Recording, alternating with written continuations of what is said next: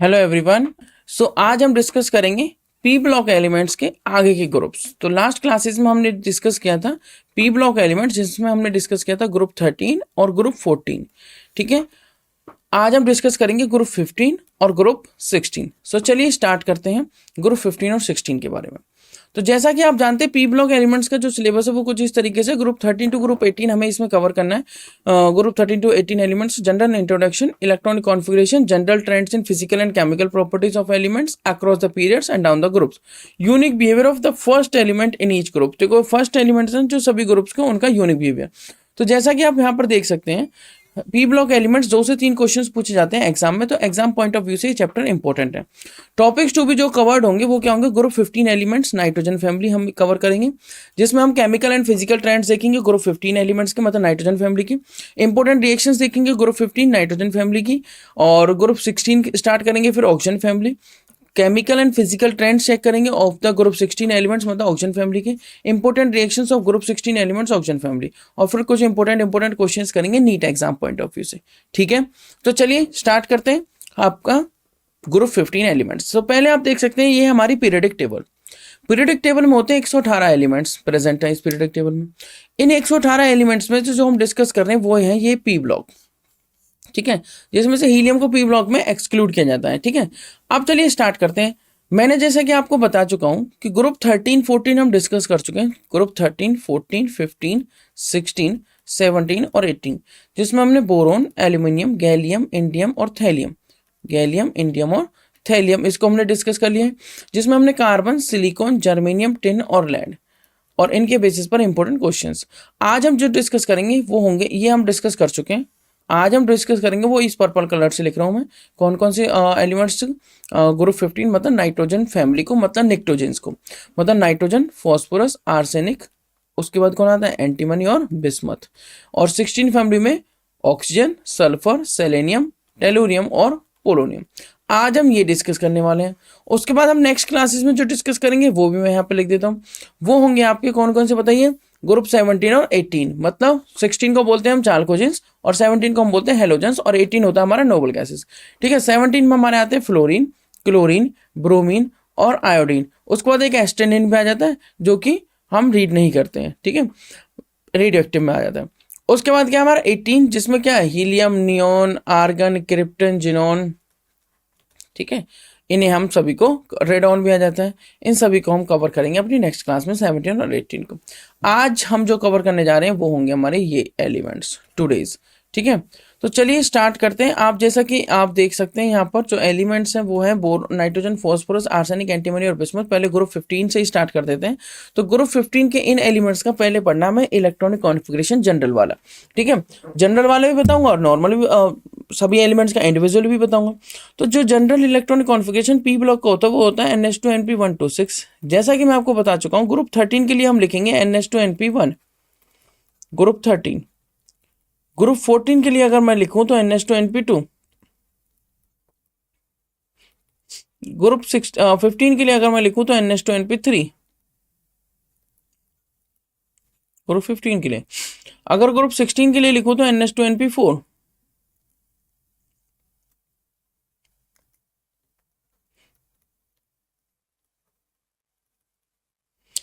NH2NP5 group 17 के लिए, NH2NP6 group 18 के लिए। ये हो गया जनरल इलेक्ट्रॉनिक कॉन्फ़िगरेशन, मतलब GEC। अब सभी का इंडिविजुअल इलेक्ट्रॉनिक कॉन्फ़िगरेशन देख लेते हैं। देखो नाइट्रोजन का एटॉमिक नंबर होता है 7, तो इलेक्ट्रॉनिक कॉन्फ़िगरेशन क्या होना चाहिए? जैसा कि अबाउ पॉलीज और उसके अकॉर्डिंग आप लिखते हैं तो वो होगा 1s2 2s2 2p3। फॉस्फोरस का क्या होना चाहिए? 15 एटॉमिक नंबर के साथ 1s2 2s2 2p6 3s2 3p3, इसका 2s2 2p3। आर्सेनिक का क्या होना चाहिए? 33 एटॉमिक नंबर के साथ 1s2 2s2 2p6 3s2 3p6 4s2 3d10 4p3। तो देख रहे हो आप, S2p3 S2p3 S2p3। एंटीमनी का क्या होना चाहिए? 51, मतलब 51 एटॉमिक नंबर के साथ 1s2 2s2 2p6 3s2 3p6 4s2 3d10 4p6 5s2 4d10 5p3। Bismuth का क्या होना चाहिए? 83 के साथ 1s2 2s2 2p6 3s2 3p6 4s2 3d10 4p6 5s2 4d10 5p6 6s2 4f14 5d10 और 6p3। ठीक है, 6p3 यहाँ पे 4f सीरीज भी आ चुकी है। 6p3 तो सभी के एंडिंग्स में आप देख सकते हो क्या है, ns2 np3, क्या है ns2 np3, और n जो वेरी करता है वो अकॉर्डिंग टू द पीरियड करता है। अगर आपकी बात सेकंड पीरियड की होती है तो 2s2 2p3, थर्ड पीरियड में 3s2 3p3।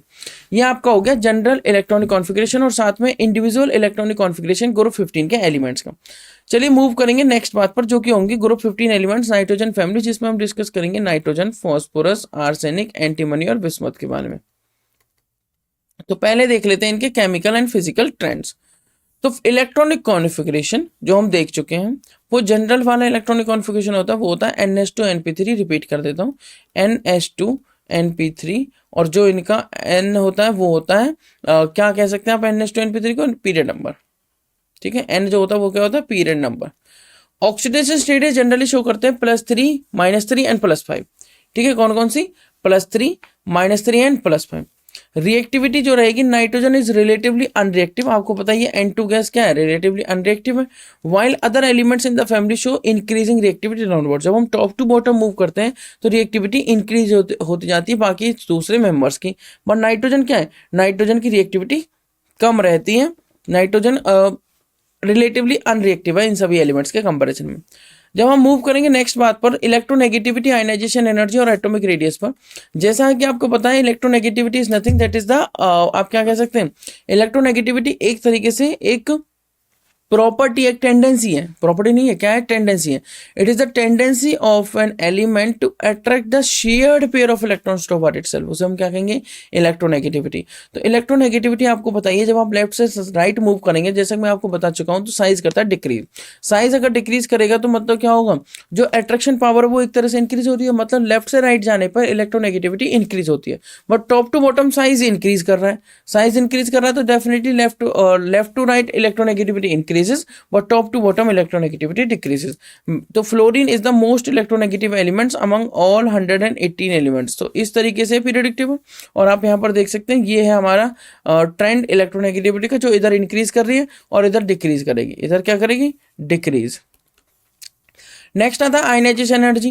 भाई इलेक्ट्रोनेगेटिविटी लिखा हुआ है डिक्रीजेस डाउन द ग्रुप, मतलब टॉप टू बॉटम डिक्रीजेस और left to right across a period increases. Ionization energy क्या कहती है, आयनाइजेशन एनर्जी एक सिंपल सी बात है, क्या बात है, it is the amount of energy required to remove an. तो आयनाइजेशन एनर्जी डिक्रीज करती है डाउन द ग्रुप। तो अब आप मुझे बताइए, जब आप लेफ्ट से राइट जा रहे हैं तो साइज क्या कर रहा है, डिक्रीज कर रहा है। अगर साइज डिक्रीज कर रहा है तो न्यूक्लियस का होल्ड इन इलेक्ट्रॉन्स पर, लास्ट शेल इलेक्ट्रॉन्स पर बढ़ता जा रहा है। मतलब अगर आपको एनर्जी देनी है तो ज्यादा एनर्जी देनी पड़ेगी इलेक्ट्रॉन्स को रिमूव कराने के लिए। मतलब जैसे जैसे साइज कम होता है आयनाइजेशन एनर्जी क्या होगी, इंक्रीज होती रहेगी। मतलब आयनाइजेशन एनर्जी एक तरह से साइज के इनवर्सली रिलेशन में। नेक्स्ट आता है एटॉमिक रेडियस। जैसा कि मैंने बताया आपको, लेफ्ट से राइट जाने पर एटॉमिक रेडियस डिक्रीज होती है, मतलब एटॉमिक साइज डिक्रीज होता है तो एटॉमिक रेडियस भी डिक्रीज होगी, और top to bottom atomic size increase होता है तो एटॉमिक रेडियस भी इंक्रीज होगी। मैं क्विकली रिकॉल करता हूँ, इलेक्ट्रोनेगेटिविटी लेफ्ट से राइट जाने पे क्या करती है, इंक्रीज करती है, बट टॉप टू बॉटम जाने पे डिक्रीज करती है, मतलब down the group. Ionization energy left से राइट जाने में, लेफ्ट से राइट जाने में क्या करती है, इंक्रीज करती है, बट टॉप टू बॉटम अगर आप जाते हैं डाउन द ग्रुप तो वो क्या करेगी, डिक्रीज करेगी। एटॉमिक रेडियस लेफ्ट से राइट जाने पे क्या करेगा, डिक्रीज करेगा। एटॉमिक रेडियस लेफ्ट से राइट जाने पे decrease, but top to bottom अगर आप चलते हैं तो इंक्रीज करेगा डाउन द ग्रुप। ठीक है, टॉप टू बॉटम क्या करेगा, इंक्रीज करेगा, साइज इंक्रीज होता जाएगा। ठीक है, तो ये हमारे electronegativity, ionization energy and atomic radius के ट्रेंड्स। जो नेक्स्ट आते हैं वो है फिजिकल ट्रेंड, जैसे कि atomic size, melting and boiling points and density. Atomic size जैसे कि मैंने आपको बताया एटॉमिक रेडियस से रिलेट करते हैं। जैसे आप कोई भी एग्जांपल ले लीजिए, फॉर एग्जांपल आपने नाइट्रोजन, फॉस्फोरस, और नाइट्रोजन के बाद कौन सी फैमिली में पढ़ रहे हैं हम, ऑक्सीजन एंड सल्फर। अगर आप इनमें से एलिमेंट्स लेते हैं तो जो लेफ्ट वाले हैं उनका size as compare to right वालों से क्या होगा, एक्सेप्शंस अलग है। मैं जनरल ट्रेंड की जनरल ट्रेंड्स का डिस्कशन कर रहा हूँ। जब आप लेफ्ट से राइट मूव करते हैं तो जो शेल है, लास्ट वाली शेल, आउटर मोस्ट शेल, वो थोड़ी क्लोज आती जाती है, क्योंकि एक तरह से अट्रैक्शन इंक्रीज हो रही है, फोर्स ऑफ अट्रैक्शन क्या हो रहा है, इंक्रीज हो रहा है। तो अट्रैक्शन अगर इंक्रीज हो रहा है न्यूक्लियस और लास्ट शेल इलेक्ट्रॉन्स के बीच में, तो वो क्या आता रहेगा, क्लोज आता रहेगा। ऐसा नहीं रिपल्शन नहीं हो रहा है, इलेक्ट्रॉनिक रिपल्शन भी होगा, बट वो जेट इफेक्टिव वाली जो बात है वो ओवरकम कर जाती है और साइज क्या कर देती है, डिक्रीज। बट जैसे आप टॉप टू बॉटम मूव करने लगते हैं तो एडिशन ऑफ न्यू सेल हो जाता है, और अगर एडिशन ऑफ न्यू सेल हो गया तो डेफिनेटली साइज इंक्रीज ही करेगा। तो atomic size increases down the group मतलब टॉप टू बॉटम, और डिक्रीजेस लेफ्ट टू राइट मतलब अक्रॉस ए पीरियड। ठीक है, अगर आप मेल्टिंग और बॉइलिंग पॉइंट की बात करते हो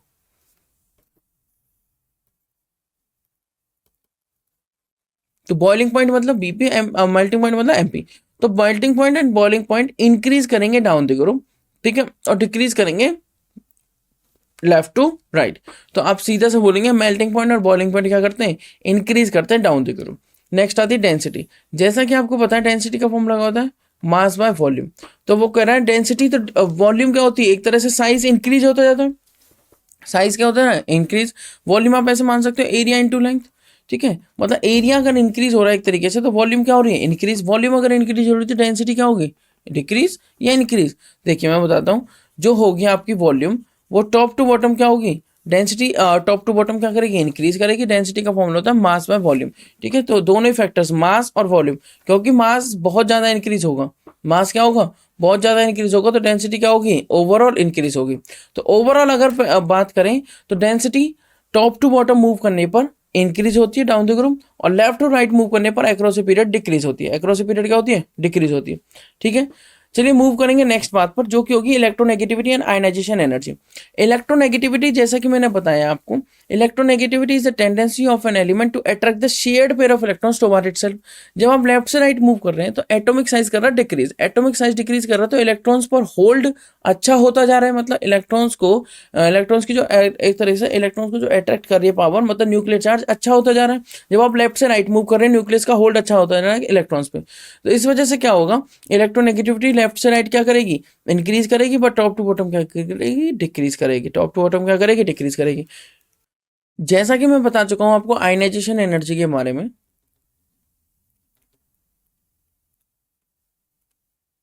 तो आयनाइजेशन एनर्जी दो तरीके से वेरी करेगी, डाउन द ग्रुप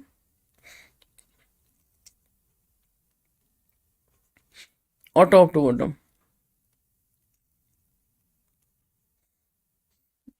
तो down the group ionization energy क्या करेगी, जल्दी से बताइए। Down the group ionization energy decrease होगी, क्यों, क्योंकि डाउन द ग्रुप साइज बढ़ता जा रहा है, कम एनर्जी देने पे इलेक्ट्रॉन बाहर आ जाएगा। अगर कम एनर्जी देने पे इलेक्ट्रॉन बाहर आ रहा है तो डेफिनेटली क्या होगी, आयनाइजेशन एनर्जी कम होगी, और ionisation energy down the group कम ही होती रहेगी, डिक्रीज होती रहेगी। बट लेफ्ट से राइट जाने पर आयनाइजेशन एनर्जी होती है इंक्रीज, मतलब राइट लेफ्ट से राइट जाने पर साइज क्या होता है, साइज होता है आपका डिक्रीज। अगर साइज डिक्रीज होगा तो न्यूक्लियस पर होल्ड इलेक्ट्रॉन, न्यूक्लियस का जो होल्ड है इलेक्ट्रॉन्स पर वो इंक्रीज होता रहेगा, और जो लास्ट सेल के इलेक्ट्रॉन्स अगर हम एनर्जी सप्लाई करते हैं, एनर्जी प्रोवाइड करते हैं, तो वो इलेक्ट्रॉन्स क्या नहीं हो पाएंगे, वो जो एलिमेंट है, वो जो एटम है आयनाइज नहीं हो पाएगा, क्योंकि वो इलेक्ट्रॉन्स को रिमूव करने के लिए ज़्यादा अमाउंट ऑफ एनर्जी आपको चाहिए। इसलिए तो होगा क्या, आयनाइजेशन एनर्जी डेफिनेटली लेफ्ट से राइट जाने पर क्या होगी, बढ़ेगी, इंक्रीज करेगी और डिक्रीज करेगी down the group. Next move करेंगे हम इंपॉर्टेंट रिएक्शंस पर। ठीक है, जो हमारी इंपॉर्टेंट रिएक्शंस हैं, जैसे reaction with oxygen, hydrogen and halogen आप देख सकते हैं। तो रिएक्शन विद ऑक्सीजन, ऑक्सीजन क्या बनाता है, ऑक्साइड्स बनाता है। जैसे नाइट्रोजन ने ऑक्सीजन के साथ रिएक्शन करी तो बना लिया N2O, nitrogen monoxide, N2O3, N2O4 और N2O5 एटसेट्रा। ये हमारी होंगी रिएक्शन विद ऑक्सीजन। इस तरीके से ऑक्सीजन के साथ रिएक्शन होती है कि, ठीक है, ऑक्सीजन की रिएक्शन करते हैं हम नाइट्रोजन की।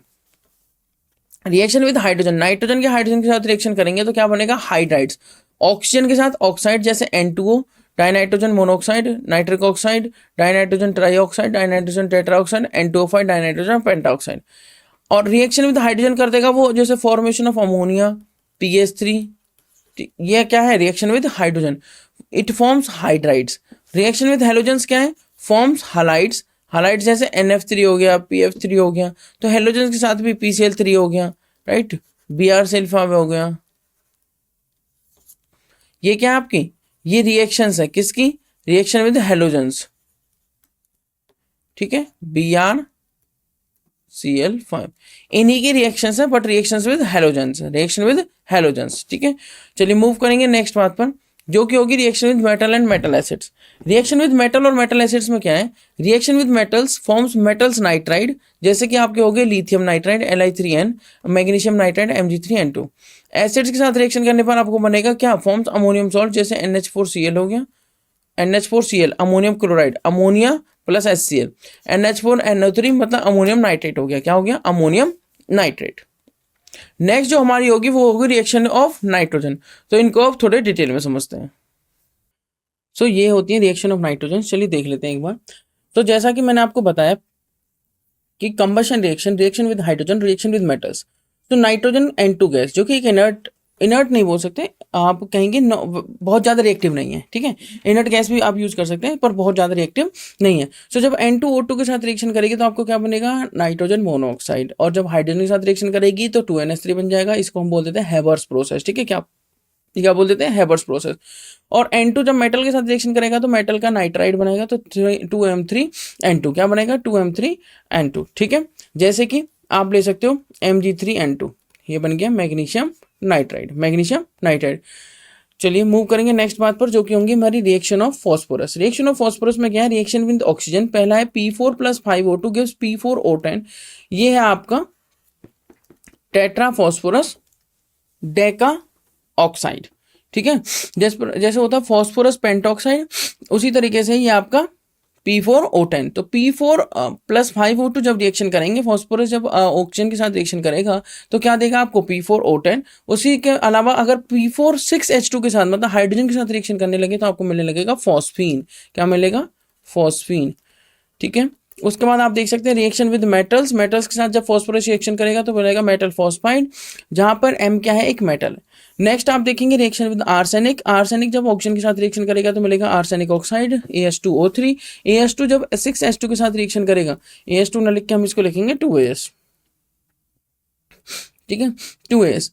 2AS जब 6H2 के साथ रिएक्शन करेगा तो मिलेगा 2AsH3, आर्सेनिक हाइड्राइड। और जब मेटल के साथ रिएक्शन करेंगे तो मिलेगा मेटल आर्सेनाइड। क्या मिलेगा, मेटल आर्सेनाइड। उसी तरीके से आप देख सकते हैं reaction of antimony.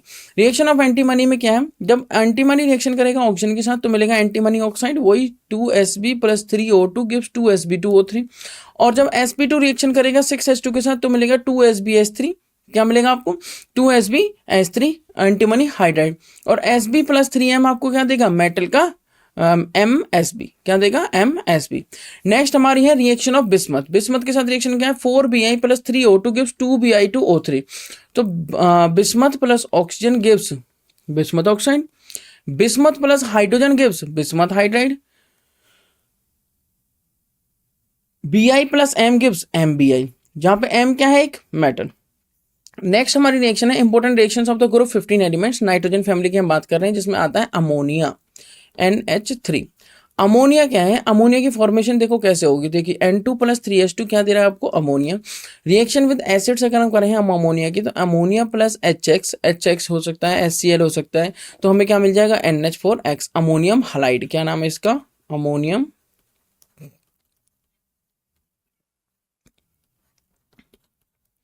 Halide. Next है reaction with copper 2 oxide, 2NH3 + 3CuO gives 3Cu + 3H2O + N2, copper plus water plus nitrogen gas. और reaction with excess chlorine gas, जब अमोनिया रिएक्शन करेगा क्लोरीन गैस के साथ तो मिलेगा अमोनियम क्लोराइड + N2 गैस वहां से रिलीज होगी। कौन सी gas, N2 gas.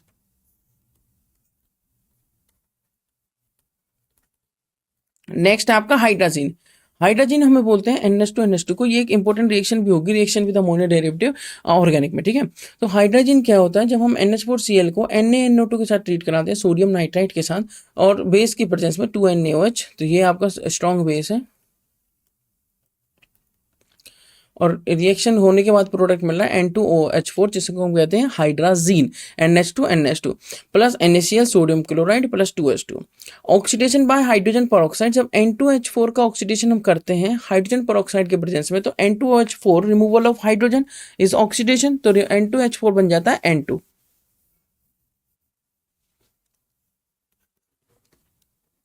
+ 4H2O, N2 + 4H2O। मैं रिपीट करता हूं, ऑक्सीडेशन बाय हाइड्रोजन परऑक्साइड, सो N2H4 + H2O2 आपको क्या देगा, N2 + 4H2O, ठीक है। नेक्स्ट है नाइट्रिक एसिड। नाइट्रिक एसिड एक स्ट्रॉन्ग ऑक्सीडाइजिंग एजेंट है। ये एक एसिड है, स्ट्रॉन्ग एसिड में काउंट करते हैं इसे हम, ठीक है।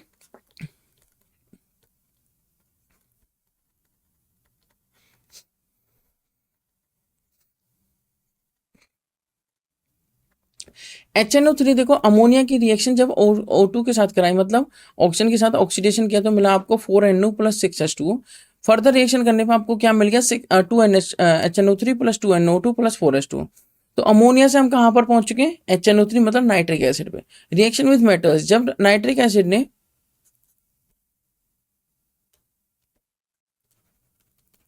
जब नाइट्रिक एसिड जो कि HNO3 है उसने 8Fe के साथ रिएक्शन करी, तो आपको मिला 3FeNO3 whole twice plus 4H2O plus 2NO। FeNO3 whole twice मतलब Fe यहाँ पे किस में होगा, देखो FeNO3 होल ट्वाइस, अगर मैं बोलूँ Fe2 प्लस है और NO3 माइनस है, तो डेफिनेटली क्या होगा, यहाँ 2 आएगा, यहाँ 1 आएगा, और ये बन जाएगा FeNO3 होल ट्वाइस। तो ये हुआ फेरस नाइट्रेट। प्लस में मिला वाटर, प्लस में नाइट्रोजन मोनोऑक्साइड। नेक्स्ट रिएक्शन हुई है रिएक्शन विद बेसिस। बेसिस में क्या रिएक्शन हुई है, HNO3 एक स्ट्रॉन्ग ऑक्सीडाइजिंग एजेंट है, साथ में एक स्ट्रॉन्ग एसिड भी है। अगर ये स्ट्रॉन्ग एसिड है तो डेफिनेटली क्या होगा, जब ये बेस के साथ रिएक्शन करेगा तो एसिड प्लस बेस आपको क्या देगा, एसिड प्लस बेस आपको देगा सॉल्ट एंड वाटर। तो HNO3 प्लस NaOH एक तरह से डबल डिस्प्लेसमेंट रिएक्शन हुई। देखो H positive NO3 negative, Na positive OH negative, तो बन गया आपका NaNO3 plus H2O, NaNO3 plus H2O। Next जब हम मूव करेंगे फॉस्फोरस पेंटाक्लोराइड, जो कि हमारा है PCl5। तो देखो मैंने कितने सारे कंपाउंड्स आपको बताए। फॉस्फोरस पेंटाक्लोराइड कैसे बना सकते हैं, जैसे PCl3 प्लस Cl2 की रिएक्शन करें तो PCl5 बन जाएगा, और रिएक्शन विद वाटर करें, PCl5 जब वाटर के साथ रिएक्शन करता है तो H3PO4 देगा। देखो PCl5 में P की ऑक्सीडेशन स्टेट कितनी है, +5, और अगर यहाँ पे ऑक्सीडेशन स्टेट चेक करो तो कितना, +5, और क्या बन जाएगा आपका HCl। देखो +5 कैसे पता लगा, यहाँ पे X और इसका हो जाएगा +3, ठीक है, और उसका हो जाएगा -8, इक्वल टू ओवरऑल चार्ज 0, तो -8 +3 कितना जाएगा, -5, इधर जाके क्या बन जाएगा, +5। तो रिएक्शन विद वाटर में क्या है, PCl5 plus 4H2O gives H3PO4 plus 5HCl मतलब हाइड्रोक्लोरिक एसिड। मूव करेंगे नेक्स्ट बात पर, जो कि हमारा फॉस्फीन। फॉस्फीन क्या होता है, PaH3, और ट्राइफिनाइल फॉस्फीन क्या होता है, PPH3। तो Ca3PO2 मतलब कैल्शियम फॉस्फाइड, जब इसकी रिएक्शन हम करेंगे 6H2O के साथ तो आपको मिलेगा calcium hydroxide plus 2PH3 plus 2PH3। Reaction with oxygen, जब हम फॉस्फीन की रिएक्शन करें O2 के साथ 8O2, मतलब रिएक्शन में रिपीट करता हूँ फॉर्मेशन वाली भी, Ca3P2 प्लस 6H2O आपको क्या देगा, 3CaOH whole twice plus 2PH3, 3CaOH whole twice plus 2PH3। Reaction with oxygen में क्या है, 4PH3 plus 8O2 gives P4O10 plus 6H2O, plus क्या देगा आपको, 6H2O। ये इंपॉर्टेंट रिएक्शंस हैं जिन्हें हम कवर कर रहे हैं, किसकी, देखो फॉस्फीन की, एक तरह से हमने क्या पढ़ी यहाँ पे, फॉस्फीन की रिएक्शन, ठीक है, क्या पढ़ी है, फॉस्फीन की रिएक्शन और साथ में फॉस्फीन का फॉर्मेशन। जो नेक्स्ट बात है वो अब हम पढ़ने जा रहे हैं, वो देखिए ध्यान से, जो हमारा होगा unique behaviour of the nitrogen element in its group. भाई देखो सभी जो फर्स्ट एलिमेंट है अपने ग्रुप के, उनका एक यूनिक बिहेवियर है, ठीक है, बाकी सभी ग्रुप मेंबर से। ऐसा क्यों, वो अलग बिहेवियर क्यों शो करते हैं, एनोमलस बिहेवियर क्यों शो करते हैं, क्या रीजन है उसके पीछे। तो ग्रुप 13-14 में हम देख चुके हैं कुछ रीजंस, तो सिमिलरली हम फॉलो अप करेंगे किसमें, ग्रुप 15, 16, 17 और 18 में। तो नाइट्रोजन फैमिली जो है ग्रुप 15 है, वो nitrogen, phosphorus, arsenic, antimony, bismuth.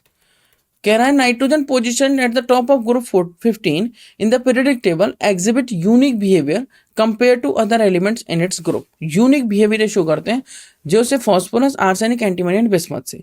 This uniqueness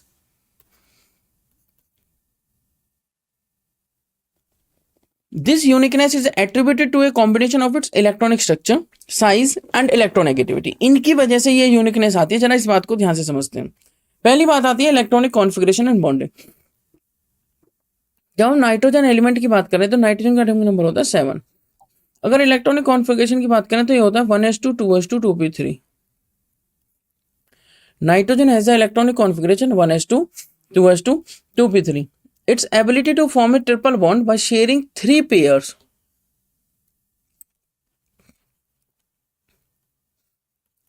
pairs of electrons as in N2 is unique in its group। इसकी ये क्वालिटी 3 पेयर शेयर करना और N2 बनाना, ये एक यूनिकनेस है अपने ग्रुप में, ठीक है। फॉस्फोरस ऐसा नहीं कर सकता। This triple bond is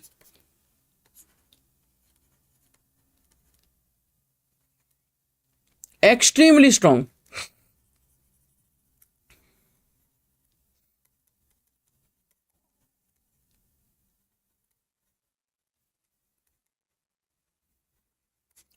making N2 a very stable molecule. तभी तो मैंने बोला था N2 एक इनर्ट गैस की तरह काम करती है और बहुत जल्दी रिलीज हो जाती है, ठीक है, कि साइड प्रोडक्ट में।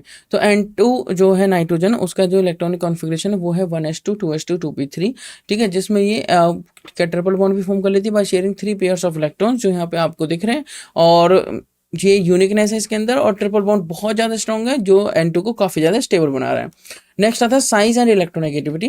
क्योंकि नाइट्रोजन अपने ग्रुप में सबसे ज़्यादा स्मॉल है, नाइट्रोजन, फॉस्फोरस, आर्सेनिक, एंटीमनी और बिस्मथ, क्योंकि डाउन द ग्रुप साइज क्या होता है, इंक्रीज, और इलेक्ट्रोनेगेटिविटी क्या होती है, डिक्रीज। तो इसका साइज अपने ग्रुप में सबसे छोटा है और इलेक्ट्रोनेगेटिविटी सबसे ज़्यादा है। So nitrogen is the smallest and the most electronegative element in its group. इस वजह से क्या होगा, इसका small size leads to high electron density. इसके चारों तरफ जो रहेगी इलेक्ट्रॉन डेंसिटी ज़्यादा रहेगी, क्योंकि साइज छोटा है, न्यूक्लियर चार्ज लास्ट शेल के इलेक्ट्रॉन तक पहुंच पाएगा और उनको ऊपर अच्छा सा होल्ड रखेगा। Contributing to strong interatomic interactions. Contributing to strong interatomic interaction. The high electronegativity allow it to form strong hydrogen bonds with its a part of NH3. जब ये NH3 का पार्ट होता है, जैसे NH3 बन चुका है, तो NH3 में एक स्ट्रॉन्ग हाइड्रोजन बॉन्डिंग होती है और वाटर के साथ भी स्ट्रॉन्ग हाइड्रोजन बॉन्डिंग दिखाएगा और अदर नाइट्रोजन कंटेनिंग कंपाउंड के साथ। मतलब कहने का क्या हुआ, जो इसकी हाई इलेक्ट्रोनेगेटिविटी है, मतलब क्या हुआ, जो इसकी हाई इलेक्ट्रोनेगेटिविटी है उसकी वजह से ये हाइड्रोजन बॉन्डिंग शो कर सकता है, चाहे ये NH3 की फॉर्म में प्रेजेंट है या किसी और फॉर्म में, ठीक है, या NO2 की फॉर्म में प्रेजेंट है। तो हुआ क्या, the high electronegativity allow it to form strong hydrogen bonds when it is a part of NH3 और other nitrogen containing compound. Next बात आती है oxidation state. Nitrogen variety of oxidation state दिखा सकता है, मतलब wide range of oxidation state जो कि -3 से लेके +5 तक चलती हैं। जैसे NH3 में इसकी ऑक्सीडेशन स्टेट कितनी है, अगर नाइट्रोजन निकाले तो x, और इसका होता है +1, तो +3 = 0, x की वैल्यू आती है -3। और अगर मैं NO3 नेगेटिव में कैलकुलेट करूँ तो इसका होता है x, और -2 × 3 -6 = -1, तो इसकी वैल्यू आ जाती है +5, ठीक है। तो ये -3 से लेके +5 तक वेरी करती है। जैसे मान लीजिए N2O5 में आप निकालना चाहें तो कितना हो जाएगा, 2x - 10 = 0, कितनी आगे वैल्यू, +5। तो unlike heavier elements in its group, nitrogen rarely exhibit positive oxidation state due to its high energy required to remove in its 2p electrons। मैं रिपीट करता हूँ, अनलाइक हैवियर एलिमेंट्स, जो बाकी एलिमेंट्स है, phosphorus, arsenic, antimony, bismuth, ठीक है, nitrogen बहुत कम positive oxidation state show करता है, क्योंकि जो 2p वाले इलेक्ट्रॉन्स है, क्योंकि साइज तो छोटा है, जो इलेक्ट्रॉन्स है वो पास आ चुके हैं, न्यूक्लियर चार्ज का होल्ड अच्छा है, मतलब न्यूक्लियस का होल्ड अच्छा है इलेक्ट्रॉन्स में। तो जो इलेक्ट्रॉन्स को रिमूव करने वाली प्रोसेस है, मतलब पॉजिटिव ऑक्सीडेशन स्टेट दिखाने के लिए इलेक्ट्रॉन तो रिमूव होने चाहिए, तो इलेक्ट्रॉन को जो रिमूव करने वाली प्रोसेस है क्या होगा, exhibit positive oxidation state due to it the high energy required to remove its 2p electrons. तो हाई एनर्जी चाहिए उनको रिमूव करने के लिए। नेक्स्ट जो आती है वो आती है कैटेना फॉर्मेशन। कैटेना फॉर्मेशन क्या है, unlike its heavier congeners, nitrogen does not form catenated compounds containing chains of the same element। Catena formation आप कह सकते हो कैटिनेशन। जैसे कार्बन बहुत अच्छा कैटिनेशन शो करता है, लंबी लंबी चेन बना सकता है, कॉम्प्लेक्स स्ट्रक्चर बना सकता है, अपने आप से बार बार जुड़ सकता है, C10 C20 C30 C40 exist कर सकता है। तो इसी तरीके से विद हाइड्रोजन, ठीक है, विद अदर एलिमेंट्स। तो कैटिनेशन जो है जैसे कार्बन में बहुत ज़्यादा है, उसी तरीके से नाइट्रोजन में अपने ग्रुप में बहुत ज़्यादा कैटिनेशन है। Unlike its heavy congeners, nitrogen does not form catenated compound. Sorry for that, nitrogen में बहुत ज़्यादा कैटिनेशन नहीं है। मैं रिपीट करता हूँ, क्योंकि आपको पता ही जैसे N ट्रिपल बॉन्ड N बन गया, N ट्रिपल बॉन्ड N बनने के बाद N2 एग्जिस्ट करता है। कभी आपने N8 N9 N10 ऐसे सुना है? नहीं। तो ये बहुत ज़्यादा कैटिनेशन शो नहीं कर सकता। Containing chains of the same elements to any significant extent, ठीक है। This is due to relative weakness of nitrogen single bond. पहली बात तो नाइट्रोजन का सिंगल बॉन्ड वीक है, क्योंकि इसके चारों तरफ बैठे हुए हैं इलेक्ट्रॉन्स, ठीक है, इसके चारों तरफ बैठे हुए हैं इलेक्ट्रॉन्स, और इलेक्ट्रॉन रिपल्शन बहुत ज़्यादा होता है। PP AS और SB के कंपैरिजन में, मतलब फॉस्फोरस आर्सेनिक और एंटीमनी बॉन्ड के कंपैरिजन में इसका जो सिंगल बॉन्ड है वो बहुत ज़्यादा वीक है। तो नाइट्रोजन बहुत ज़्यादा जल्दी कैटिनेशन शो नहीं करता अपने रेस्पेक्टिव ग्रुप मेंबर्स के कंपैरिजन में। तो रेस्पेक्टिव जो ग्रुप मेंबर्स हैं, जैसे फॉस्फोरस हो गया, आर्सेनिक हो गया, एंटीमनी हो गया, बिस्मथ हो गया, वो कैटिनेशन ज़्यादा शो करते हैं as compare to nitrogen. Nitrogen का एक स्मॉल साइज है, इलेक्ट्रोनेगेटिविटी ज़्यादा है, इलेक्ट्रॉन्स को अपने पास रखता है, और इसका नाइट्रोजन सिंगल बॉन्ड वीक है, इसलिए बहुत ज़्यादा कैटिनेशन शो नहीं करता है, ठीक है। मतलब सेल्फ लिंकिंग एबिलिटी इसके अंदर क्या है, कम है। सेल्फ लिंकिंग एबिलिटी इसके अंदर कम है, मतलब मतलब ये लंबी लंबी चेन नहीं बना सकता, ये सिर्फ N2 बना के क्या हो जाता है, स्टेबल हो जाता है। तो सेल्फ लिंकिंग एबिलिटी का मतलब क्या होता है, कैटिनेशन। ठीक है, सो ये हुआ आपका कैटिना फॉर्मेशन के बारे में। नेक्स्ट क्लास में हम डिस्कस करेंगे कुछ इंपॉर्टेंट बातें, बट उससे पहले एक बार पढ़ लेते हैं। Inability to form D pi P pi bonds. Nitrogen D pi P pi bond बनाएगा कैसे, क्योंकि इस पास तो डी नहीं है। नाइट्रोजन का एटॉमिक नंबर होता है 7, जिसका इलेक्ट्रॉनिक कॉन्फिगरेशन हो गया 1s2 2s2 2p3। तो जब इसके 2 के पास 2d होता ही नहीं है, जब इसके पास 2d नहीं है तो अपनी एक्सपेंड नहीं कर सकता। ठीक है, एक्सपेंड नहीं कर सकता और D pi P pi bond नहीं बना सकता। Nitrogen lacks of D orbitals in its valence, so its can not form D pi P pi bonds which are seen in heavier elements जैसे phosphorus, arsenic. In their higher oxidation state में हम देख सकते हैं उनके D pi P pi bonds. ठीक है, तो nitrogen D pi P pi bonds नहीं बना सकता क्योंकि इसके पास तो 2d एग्जिस्ट ही नहीं करता। क्लियर। नेक्स्ट आता है diatomic nature. Diatomic nature क्या है, जैसे कि मैंने आपको बताया नाइट्रोजन जो है वो N2 की फॉर्म में स्टेबल है। तो in its most stable form nitrogen exist as a diatomic जो कि N2 की फॉर्म है, which is not the case with the rest of its group where the elements generally exist in polyatomic forms और as allotropes. जो बाकी जो elements है वो P4 राइट इस तरीके से रहते हैं, nitrogen, phosphorus, arsenic, antimony, bismuth. ठीक है, बट नाइट्रोजन सिर्फ डाई एटॉमिक फॉर्म में रहता है, तो इसका नेचर कैसा, डाई एटॉमिक नेचर, ये पॉली एटॉमिक फॉर्म नहीं बनाता। नेक्स्ट है role in biological systems. Nitrogen is essential, definitely nitrogen बहुत ज्यादा इसेंशियल है for life, being a key component of amino acids, proteins, nucleic acid. इसका biological significance is not mirror to the same extent by other elements in its group. ये यहाँ तक कि एक atmosphere में साइकिल को भी बनाता है, जिसमें क्या होता है, जो हमारी जो क्या कह सकते हैं आप, जो यहाँ पे रेत होता है, ठीक है, जिसमें जो हमारी क्रॉप वाली जो जमीन होती है, ठीक है, उसमें क्या करता है, नाइट्रोजन को एक्सचेंज करता है एक तरीके से। तो गैसेस को एक्सचेंज भी यहाँ पे होती हैं, वहां पे जो बैक्टीरियाज प्रेजेंट होते हैं वो इसको ब्रेक डाउन करते हैं, इस तरीके से प्रोसेसेस होती हैं बायोलॉजिकल सिस्टम्स में। तो नाइट्रोजन बहुत ज्यादा जरूरी है बायोलॉजिकल सिस्टम में भी। क्लियर। अब हम डिस्कस करेंगे ग्रुप 16 एलिमेंट्स अपने नेक्स्ट क्लास में। तब तक के लिए आपसे थैंक यू सो मच, फिर मिलेंगे आपसे नेक्स्ट क्लास में।